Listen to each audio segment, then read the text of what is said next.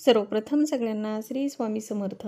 तर आज मी तुमच्यासाठी थोडासा वेगळा व्हिडिओ घेऊन आलेली आहे। तर पुढं नवरात्र येत आहे, तर नवरात्रामध्ये आपण कशा पद्धतीने पूजा करायची, घटावरती कोणती माळ टाकायची, कोणता नैवेद्य दाखवायचा, कोणतं फूल अर्पण करायचं, कशा पद्धतीने पूजा करायची, हे पूर्ण ह्या व्हिडिओमध्ये मी घेऊन आलेली आहे। व्हिडिओ कंटिन्यू बघा आणि तुम्हाला जर हा व्हिडिओ आवडला ना तर तुम्ही ह्या व्हिडिओला जास्ती लाईक करा, शेअर करा आणि सबस्क्राईब करा आणि तुम्ही हा व्हिडिओ इतरांना सुद्धा पाठवू शकता, म्हणजे त्यांना ही व्यवस्थित माहिती कळणार। नवरात्र कधीपासून आरंभ होतं तर नवरात्र 22 सप्टेंबर 2025 वार येतो सोमवार आणि नवरात्राची समाप्ती येते 2 ऑक्टोबर 2025 वार येतो गुरुवार। आणि ह्या वर्षी देवी मातेचं वाहन आहे हत्ती। दरवर्षी वेगवेगळं वाहन असतं, तर ह्या वर्षी हत्ती आलेले आहे। तर चला पुढे माहिती बघूया। तर घटस्थापना नवरात्रीचा पहिला दिवस वार येतो सोमवार दिनांक 22 सप्टेंबर 2025 आणि त्या दिवशीचा शुभ रंग येतो पांढरा, म्हणजे त्या दिवशी आपण पांढरं वस्त्र परिधान करायचं। त्याच्यानंतर येतो नैवेद्य। नैवेद्यामध्ये आपण गाईचे तूप दाखवायचे असते। प्रथम रूप शैलपुत्री, नाव अंबा, पहिली माळ विड्याच्या पानाची म्हणजेच नागवेलीचे पानं। बऱ्याच भागामध्ये त्याला विड्याचे पानं म्हटल्या जातात, तर ह्या दिवशी विड्याच्या पानाची माळ अर्पण केल्या जाते पहिल्या दिवशी। तर अशा पद्धतीनं पहिला दिवस आपण साजरा करायचा। दुसरा दिवस येतो दिनांक 22 सप्टेंबर 2025 वार येतो मंगळवार आणि शुभ रंग येतो लाल आणि नैवेद्यामध्ये आपल्याला साखर दाखवायची असती, तर तुम्ही खडे साखरेचा वापर केला तरी पण चालतो। दुसरे रूप येते ब्रह्मचारिणी आणि नाव येते चामुंडा आणि दुसरी माळ येते गोकर्णाच्या फुलांची। तर गोकर्णामध्ये 2 फुलाचे प्रकार येतात, एक पांढरं फुल येतं आणि एक निळा फुल येतं। तर इथं आपण शक्यतो निळा फुलाचा वापर करायचा। तर अशा पद्धतीनं आपण दुसऱ्या दिवशीचा दिवस साजरा करायचा।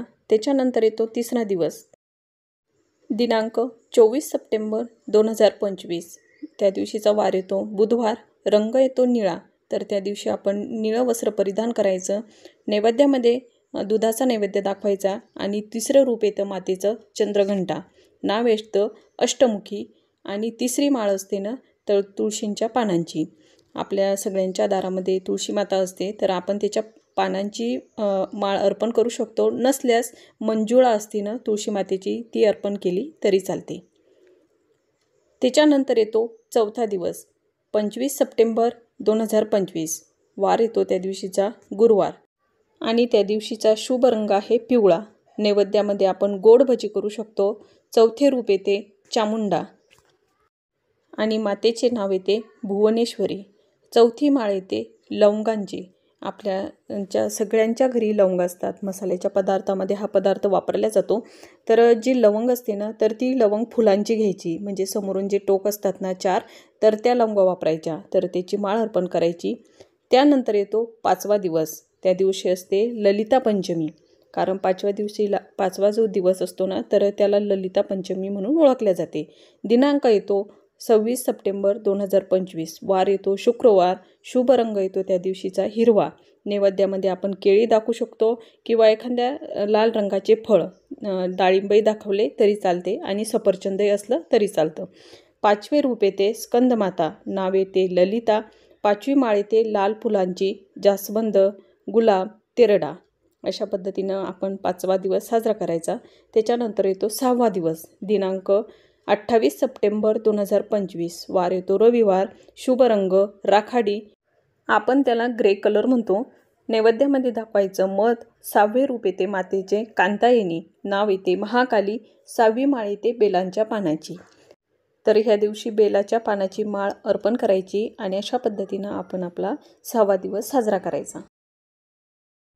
7वा दिवस येतो दिनांक 29 सप्टेंबर 2025, त्या दिवशीचा वार येतो सोमवार, शुभ रंग तांबडा नारंगी।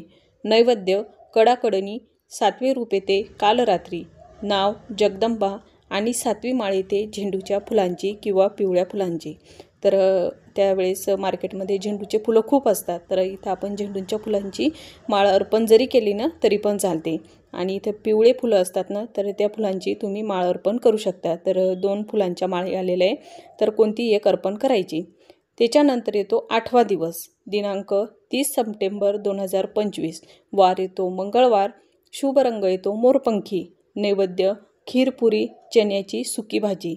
तुम्ही ह्या दिवशी नारळ फोडलं तरी पण चालते। नैवेद्य आपल्याकडून नाही दाखवणं झाला तर आपण ह्या दिवशी नारळ फोडून नारळाचा नैवेद्य अर्पण करू शकतो।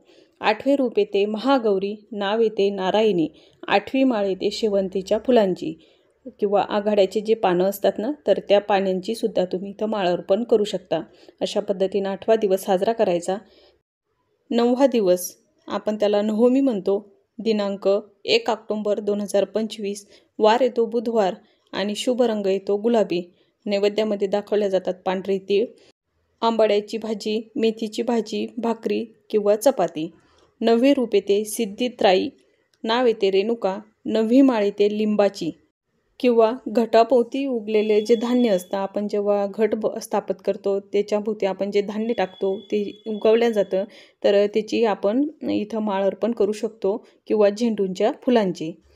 त्यानंतर येते विजयादशमी, आपण त्याला दसरा म्हणतो। 3.5 मुहूर्तापैकी हा एक मुहूर्त मानला जातो दसऱ्याचा। काही कुटुंबामध्ये या दिवशी घटाचं विसर्जन करतात। दिनांक येतो 2 ऑक्टोबर 2025, वार येतो गुरुवार। ह्या दिवशी सरस्वती मातेचं पूजन केलं जातं। परत या दिवशी वाहनाचं पूजन केलं जातं आणि ह्या दिवशी सोने सुद्धा बरेच जण खरेदी करतात कारण तो खूप शुभ दिवस मानला जातो। तर ह्या दिवशी आपट्याची जी पानं असतात तर ते पानं सोने म्हणून वाटले जाते। शस्त्रोल्लंघन, रावण दहन, देवीची तळी भरणे, आरती, महानैवेद्यामध्ये पुरणपोळी येते। त्यानंतर झेंडूच्या फुलांचे तोरण केले जातात, ते दरवाजाला बांधल्या जातात, गाड्यांना लावल्या जातात, म्हणजे त्यांची पूजा केल्या जाते। आपट्याची पाने, त्यांची तोरण दारात व माळा देवीला घातल्या जाते। शेती अवजारी म्हणजे शेतीतले जे अवजार असतात तर त्यांची त्या दिवशी पूजा केल्या जाते। शेत जमिनीचा नैवेद्य म्हणजे बरेच जण शेतात नैवेद्यसुद्धा दाखवतात ह्या दिवशी। आणि खरेदीसाठी, नवीन व्यवसायासाठी हा एक उत्तम दिवस आहे। 3.5 मुहूर्तापैकी एक मुहूर्त या दिवशी मानला जातो। अशा पद्धतीने आपण आपले नवरात्र साजरे करतो। तर सर्वांना नवरात्रीच्या हार्दिक हार्दिक शुभेच्छा। तर अशा पद्धतीनं थोडक्यात मी तुम्हाला पूर्ण नवरात्राची माहिती दिलेली आहे। तुम्हाला कशी वाटली हे मला तुम्ही नक्की कमेंट करून सांगा। काही चुकलं असेल तर ते पण माफ करा। तर चला, तुम्हाला हा व्हिडिओ आवडणार हे मी आशा करते आणि आजचा व्हिडिओ मी इथंच थांबवते। तर सगळ्यांना श्री स्वामी समर्थ।